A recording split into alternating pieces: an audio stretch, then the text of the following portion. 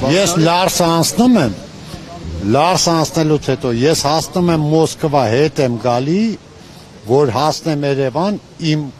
գնալ գալը պետք է տևի 9-ից 10 օր, բայց որից 11 օրը ես անցկացնում եմ Վլադիկավկազ հերթի մեջ։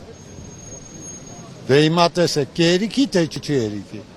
Այսինքն հերթնել են հաշվում։ Այդ հերթնել են հաշվում։ Ես գալիս եմ հերթը գրանցվում եմ, իրանք պետք է այդ գրանցումից չհաշվեն, այդ հերթը։ Գրանցվում ես դաշտի մեջ կայնում ես։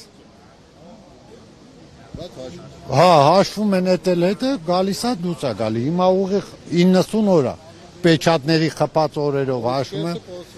Հա, կեսը կորցրել եմ հերթի մեջ։ Իսկ եթե օրինակ փոխեն այնպես, որ հերթում սպասելը չհաշվի, այդպես համաձայն կլինեք, թե ոչ։ Հերթը եթե չհաշվեն, սաղինն էլ կերիքի, հա, ինչ կա։ Թող հերթը չհաշվեն։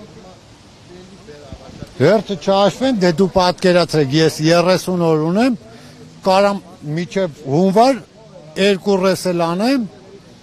նրանից հետո տարին փոխվում է, նորից քու այդ 90-ը նորից շարունակվում է։ Մի մոռացեք հետևել մեզ Facebook-ում, ինչպես նաև բաժանորդագրվել մեր YouTube-յան ալիքին։